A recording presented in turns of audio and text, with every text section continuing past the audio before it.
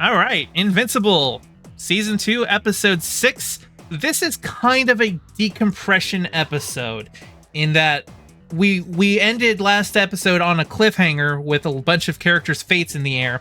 This one resolves a lot of those fates, and well, because we had some character deaths, a lot of people are dealing with that. But it is very much like Invincible is like he's kind of between big missions and he's thinking about his life and particularly his relationship with Amber and the relationship struggles that they've had there. And a big chunk of this episode is just devoted to them like considering how they're gonna keep the relationship going or if they want to keep the relationship going.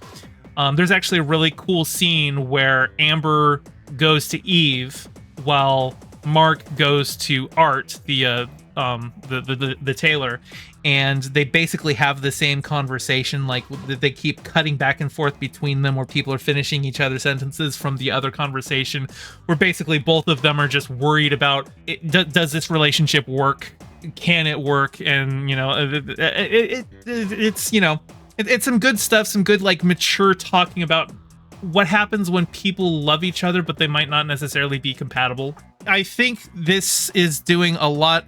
Like I said, Amber in the comics was a nothing character.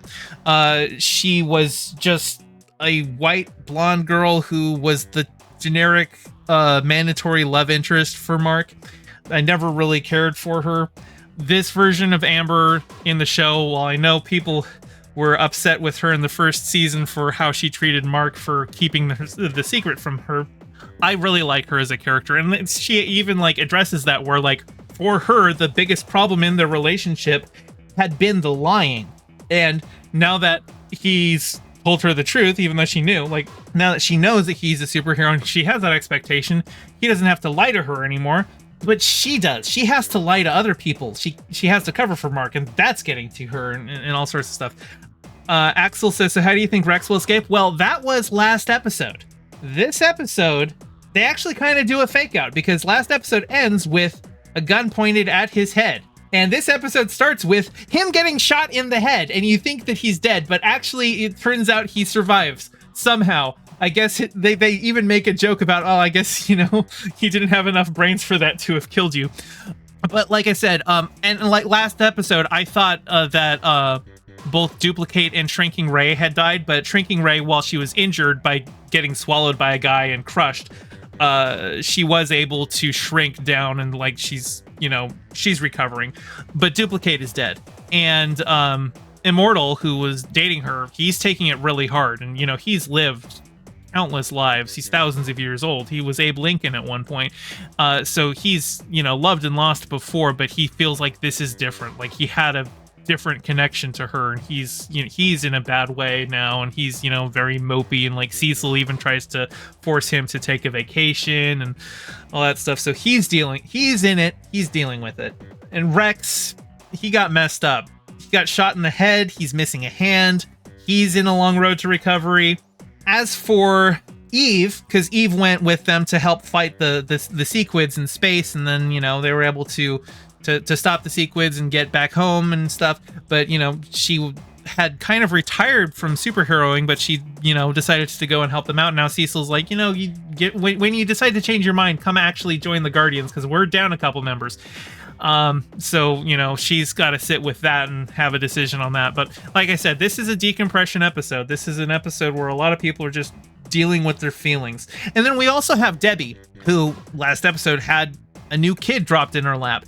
And Mark's brother, who she names him Oliver, she decides, no, I'm going to raise him. I'm not doing it for Nolan.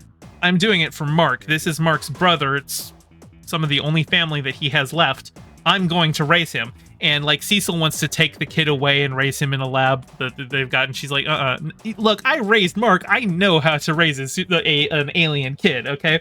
And, Oliver loves her. Is already calling her mama. And, because Oliver, even though he's only a couple months old, he looks like he's like 2 or 3 now. He's growing really rapidly, already saying words. I still don't understand why he's got purple skin if the Thraxans are green-skinned and the Viltrumites have human skin tones, but whatever. I don't know how those genes interact. But yeah, Oliver, I'm looking forward to Oliver growing up more and becoming more of a character. Right now, he's just a toddler, but they're dealing with that. And I was, I like that Debbie gets a more established character and more time devoted to her than the comics did. Because Debbie gets like she's looking for a nanny, and every nanny that comes to interview has been somebody handpicked by Cecil to spy on her, and so she keeps rejecting them until one comes in who's just like, yes, Cecil contacted me, I'm not answering to him, and I have a lot of job security because there's only a very few people who can do the kind of work that I do, so I am here to work for you and Oliver. I am not answering to Cecil.